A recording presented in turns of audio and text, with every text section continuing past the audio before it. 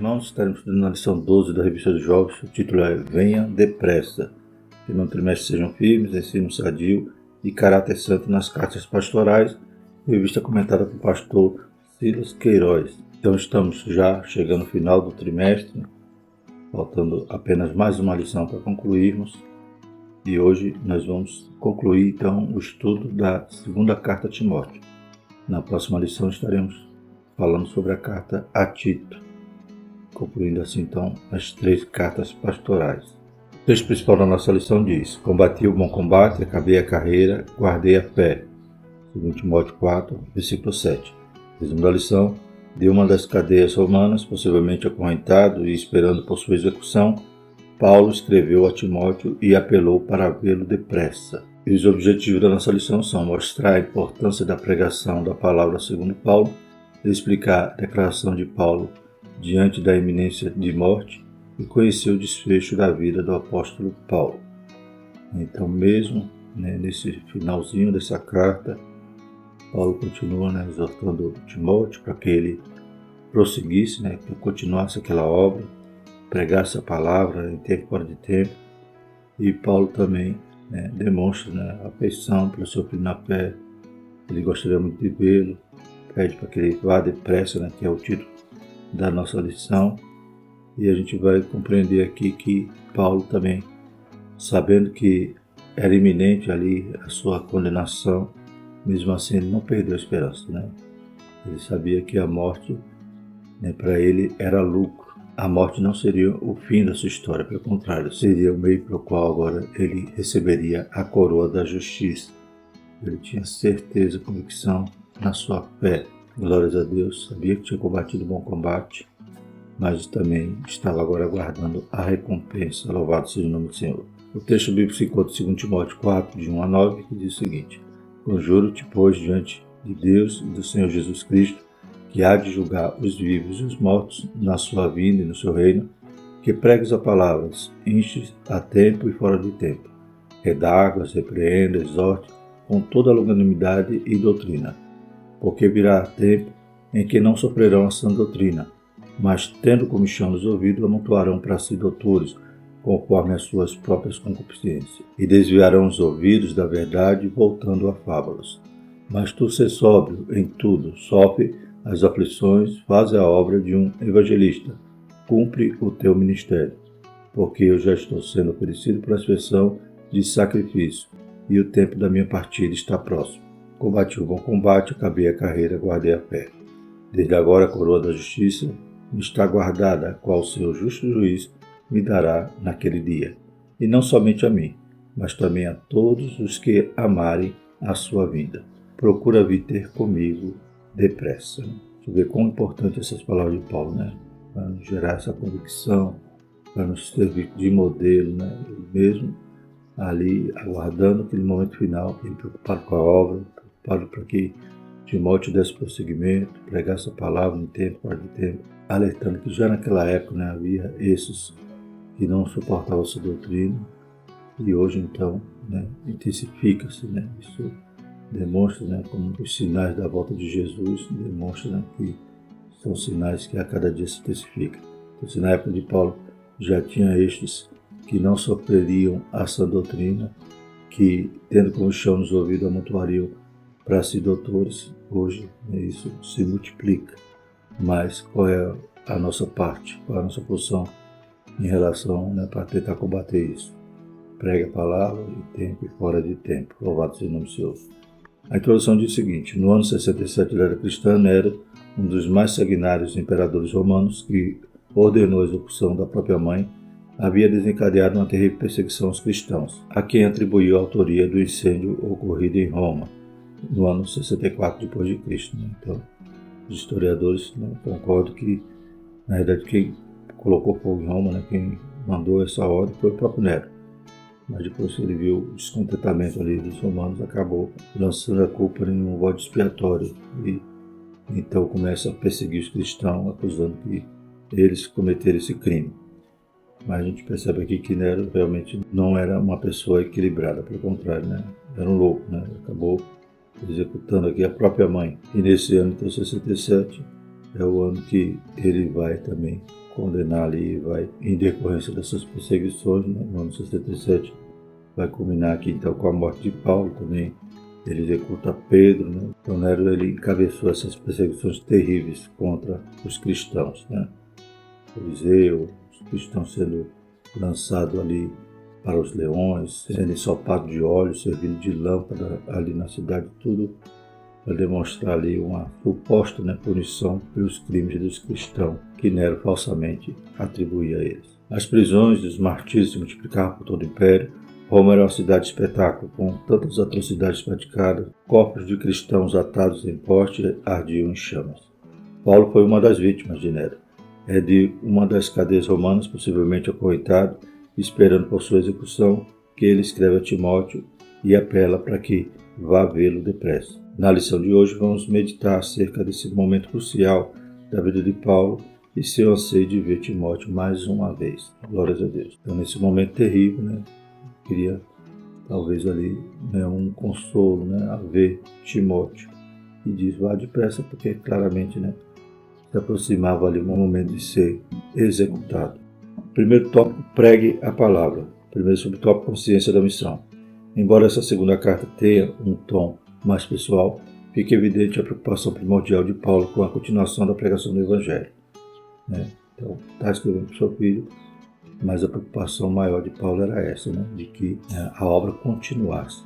Consciente de que a missão precisava prosseguir, ele não dedicou o texto em primeiro plano para a exposição de suas preocupações individuais. A segunda carta a Timóteo é repleta de apelos, incentivos e orientações para que o jovem ministro continuasse o serviço de pregação e defesa do Evangelho. Em 2 Timóteo 4.1, Paulo emprega novamente a expressão conjuro-te, do grego diamantiromai, um apelo solene, como em 1 Timóteo 5.21, agora para dar uma incumbência missional a Timóteo. Né? Então, Paulo exortava, pedia que Timóteo despertasse o dom. Então, essa preocupação, a princípio, podemos pensar que era simplesmente pessoal, mas tinha também esse caráter, né, de que Timóteo iria dar continuidade, iria substituir Paulo, né? Então Paulo está passando o bastão para ele. E a preocupação da carta é principalmente isso, né? Para que ele desse continuidade, para que ele prosseguisse pregando o Evangelho mesmo em tempos difíceis, né? Como na primeira carta diz, tempos difíceis, homens amando de si mesmo, e na segunda carta também Paulo reforça isso, mesmo com todas as circunstâncias que vivemos, inclusive hoje no nosso presente, a palavra é o único meio que leva os homens à salvação, né? Ela que tem poder, ela que é viva e eficaz. Nada, nem outro artifício pode direcionar o homem para que ele seja convencido pelo Espírito Santo do pecado, da justiça e do juízo. Segundo subtópico, a missiologia paulina. O método missional de Paulo sempre esteve pautado na ordem imperativa de Cristo, a pregação, né? Mais uma vez, frisamos isso, né? Que é isso que Paulo estava preocupado. A pregação, o ensino, formação de liderança, tudo isso prosseguisse, né? Não fosse interrompido com a morte de Paulo. Atualmente, método tido como inovadores, apresentado como alternativa para que as igrejas sejam relevantes, defende um jeito humanista, secular de fazer missão, no qual a essência não é a pregação do Evangelho, né? Então volta a imagem, né? Ou a busca pelo antropocentrismo, né? Então nas mensagens também coloca o homem no centro, né? O homem é o centro do coração de Deus, o homem é exaltado, então ele é o alvo, porque o Evangelho ele não é para acalentar, é para contristar, para quebrantar o coração, o espírito, para que as pessoas reconheçam os seus pecados e confessem, deixem, se arrependam e creiam no Senhor Jesus Cristo que pagou o preço caro ali na cruz para nos purificar, para nos salvar. E sejamos obedientes, neguemos-nos a nós mesmos e tomemos a nossa cruz. A igreja pode sim desenvolver outras ações no seu dia a dia, de cunho social ou cultural, por exemplo, mas nenhuma delas pode substituir sua missão principal, que é a pregação do Evangelho no poder do Espírito, fruto de constante busca em oração. A oração nos fortalece, né? Nos permite alcançar, né, a graça do Senhor com o intuito principal, primordial de pregar a palavra, né? Foi o mandamento do Senhor Jesus, né? Ir por todo mundo e pregai o Evangelho. Louvado seja o nome do Senhor. Qualquer proposta missional Quem não considere o valor da pregação do Evangelho em primeiro plano não tem respaldo bíblico. Somente a pregação da palavra de Deus gera fé salvífica. O Evangelho é o poder de Deus para a salvação de todo aquele que crê. Qualquer outro método, qualquer outro artifício pode até atrair as pessoas ficam ali por algum tempo, mas não há transformação, não há salvação, não há essa fé e confiança e geração da bendita esperança de que agora fomos comprados, lavados, remidos, pertencemos a um dono maravilhoso e ele daqui a pouquinho vem nos buscar. Somente a palavra pode nos guiar para essas revelações de Deus. Os outros métodos, como falei, atrai, distrai às vezes, mas não salva. O cerne da missão da igreja é anunciar essas boas novas, que o homem carece, pois é um pecador, e se ele não conhecer a Jesus, ele morre, e a Bíblia diz que após a morte segue-se o juízo. Paulo sempre enfatizou a essencialidade da pregação poderosa do autêntico Evangelho, como escreveu aos Coríntios. A minha palavra e a minha pregação não consistiam em palavras persuasivas de sabedoria humana, mas em demonstração do Espírito e de poder. 1 Coríntios 2,4. Terceiro subtópico, o conteúdo da pregação. Paulo adverte Timóteo que pregasse a palavra a tempo e fora de tempo, sendo perseverante na exposição da correta doutrina, 2 Timóteo 4,2. O jovem pastor deveria preservar a essência da verdade revelada a despeito do desejo dos ouvintes. Esta era uma advertência essencial, inclusive porque o apóstolo já previa tempos em que multidões iriam rejeitar essa doutrina, a doutrina ortodoxa pura, como contida na palavra de Deus, preferindo mensagens que estivessem de acordo com seus desejos pecaminosos. Isso está patente nos dias de hoje. Então, por que pregar a palavra? Porque Paulo insiste nisso. Porque realmente a palavra é a única que é luz para o nosso caminho, lâmpada para os nossos pés.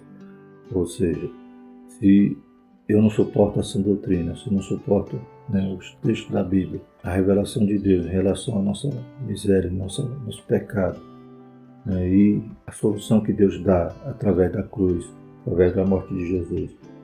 Se eu quero viver numa igreja ou dizer que creio em Deus, que amo a Jesus e não obedeço a palavra, e não aprendo, não busco a palavra, não examino e não vivo ela, então não estou fazendo nada, estou sendo apenas um religioso formal, estou apenas sendo uma estatística do IBGE. Quando alguém pergunta qual é a sua religião, eu vou dizer, sou o evangélico, mas não conheço a Cristo direito, não vivo com Cristo, não tenho comunhão e não me arrependi ainda dos meus pecados. Então, eu não estou suportando essa doutrina, estou querendo viver um evangelho ao meu modo. Eu estou moldando o Deus e uma Bíblia de acordo com o meu gosto. Que Deus tenha misericórdia. É nós que temos que se tornar vasos, ser moldados, ser quebrados, transformados, para nos adequar ao que a revelação de Deus nos ensina. Louvado seja o nome do Senhor.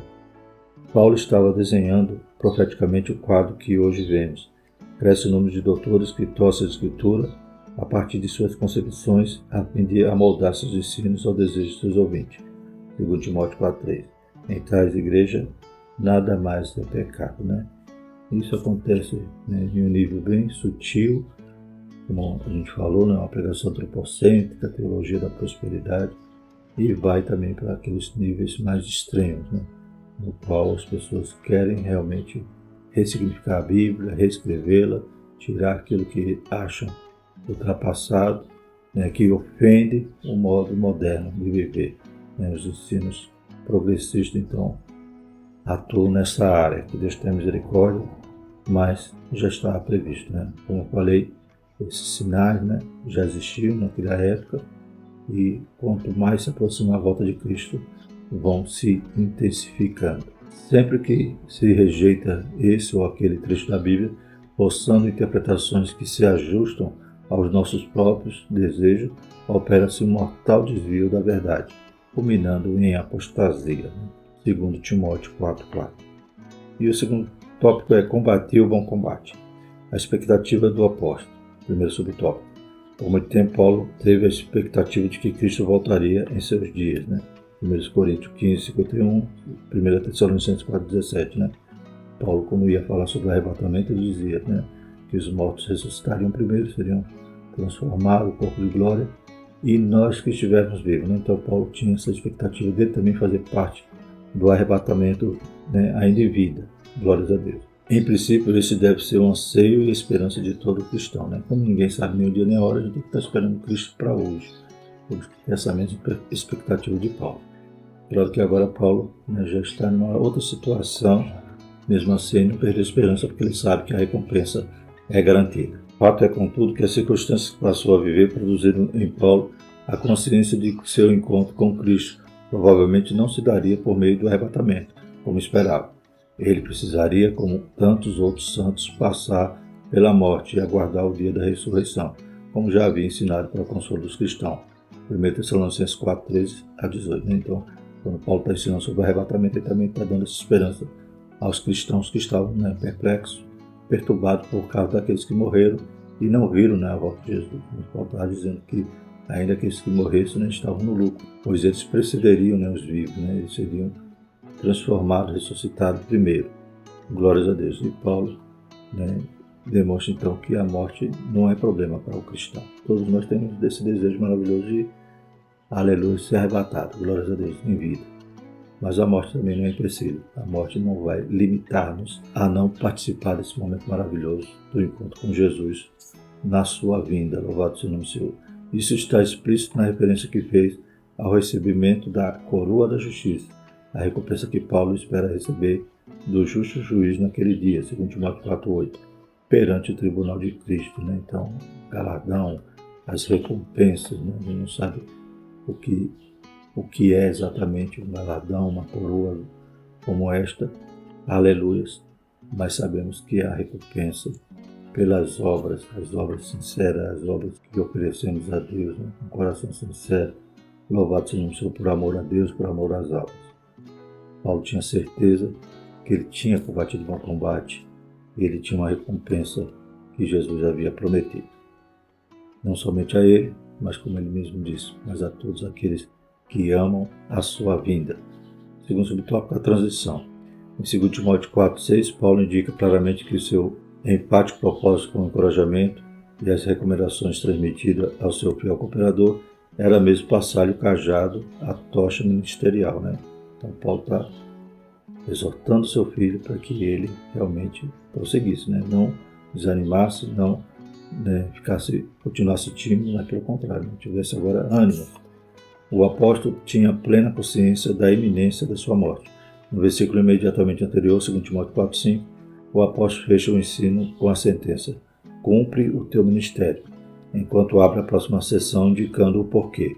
Porque eu já estou sendo oferecido por aspersão de sacrifício, e o tempo da minha partida está próximo.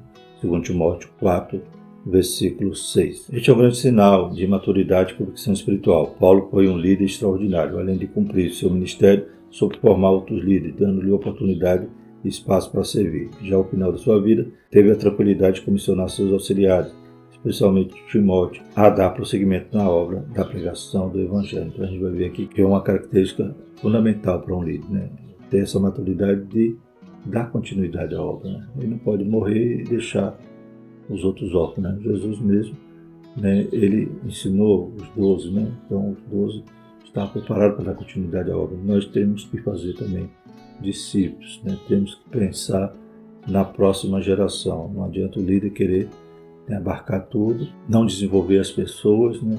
E não se preocupar com esse momento que vai chegar para todo mundo. Né? Nós somos finitos aqui em carne, né? E temos que, né, a Bíblia diz, trabalhar enquanto é dia, que a noite vem quando ninguém pode trabalhar. Então, enquanto é dia, a gente também tem que preparar alguém para dar continuidade à obra.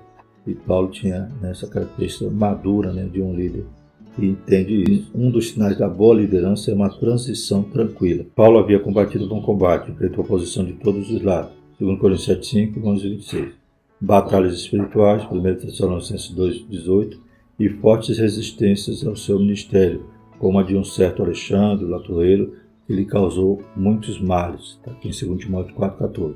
Mas o apóstolo permaneceu firme e concluiu a sua carreira sem perder a fé. Então, foram muitas lutas, né, perseguições externas, perseguições internas, os próprios, né, crentes, alguns duvidavam ali do seu apostolado ou queriam, né, usurpar ali a posição de Paulo. foram ataques espirituais, né? Espinho na carne, Paulo sofreu tudo isso, mas ele venceu, né? Ele combateu o bom combate. Oferecido como libação, terceiro subtópico. Segundo Timóteo 4,6, Paulo volta a usar a mesma figura da linguagem que usou em Filipenses 2,17. Segundo a Bíblia de Estudo Pentecostal, sua vida estava sendo oferecida como libação, ou aspersão de sacrifício, uma demonstração concreta de sua entrega pessoal à causa do Evangelho e de seu amor sacrificial pelos seus filhos espirituais na fé, né? Então, nós devemos apresentar o nosso corpo em sacrifício vivo. E Paulo apresentou a sua própria vida, né? Agora ele estava sendo entregue por libação, ele se sentia, né, que realmente tudo que ele fez foi para Deus e estava agora oferecendo a sua consciência, a sua esperança ao Deus maravilhoso que iria lhe galardoar. Louvado seja o nome do Senhor. Então ele sabia que tudo que ele fez, ele se gastou e se deixou gastar em prol, né, das almas, em prol do Evangelho. O que significa? Que Paulo não reteve a sua vida para si mesmo, em momento algum, mas se deixou gastar completamente para alcançar muitas almas para Cristo. Atos 20, 24 e 2 Coríntios 12, 15. O resultado do seu trabalho alcançaria milhões de pessoas em todas as eras da igreja. Quase 2000 anos depois, continuamos sendo edificados por seus exemplos e palavras, né? E estamos estudando aqui uma lição falando sobre isso, sobre, né, os seus conselhos aos jovens pastores. Glórias a Deus. Então, Paulo realmente nem a morte, né, empatou de que a sua mensagem, aquilo que o Espírito Santo lhe inspirava, chegasse até nós. E hoje, é claro que é um modelo, né? Assim como Paulo, milhares de cristãos têm sido martirizados ao longo de toda a história da igreja. Nos nossos dias, muitos estão sob forte perseguição por causa da fé em Cristo. Oremos por eles e oremos também pelo Brasil, para que continuemos tendo liberdade religiosa, né? Estão passando em momentos difíceis. E é claro que a oração, né, é a nossa principal arma. Que Deus tenha misericórdia de nós e também, né, ajude esses irmãos que estão sendo martirizados em todo o mundo. Na próxima lição dos adultos, o próximo trimestre vai falar exatamente sobre esse tema, né, a missiologia, que vai tratar muito sobre essas perseguições. E o terceiro tópico, o desfecho paulino. O primeiro subtópico, o apelo a Timóteo. Paulo se encaminha para o final de sua carta, fazendo um forte apelo ao seu jovem e fiel cooperador. Procura vir ter comigo depressa, antes do inverno, segundo Timóteo 4, 9 e 21. Naquela época, as navegações costumavam ser interrompidas na estação invernosa, geralmente entre novembro e março. Se Timóteo se atrasasse, seu tempo de chegada a Roma seria muito prolongado, em função do inverno. Paulo também menciona a necessidade de sua capa, que havia deixado em Troade, segundo Timóteo 4,13, e era útil para proteger do frio. Não se sabe se Timóteo chegou a Roma a tempo de rever Paulo e entregar-lhe suas encomendas, a capa, os livros e os pergaminhos. Historiadores clássicos, como Eusébio de Cesareia, registram que Paulo foi martirizado por ordem de Nero, e isso deve ter ocorrido ainda no ano 67 d.C. Como já registramos, Nero suicidou-se em junho de 68. Né? Então, como Paulo foi provavelmente executado no final do ano 67, a carta também foi escrita em 67. Paulo apressa, né, Timóteo para que ele venha antes do inverno, para que não houvesse mais atrasos, para que a viagem não demorasse mais. Então a gente não sabe se Timóteo chegou a tempo ou não, né, mas era o desejo dele. Né? Era o último afago que ele poderia receber. Né? A gente vê que ele foi abandonado por muitos.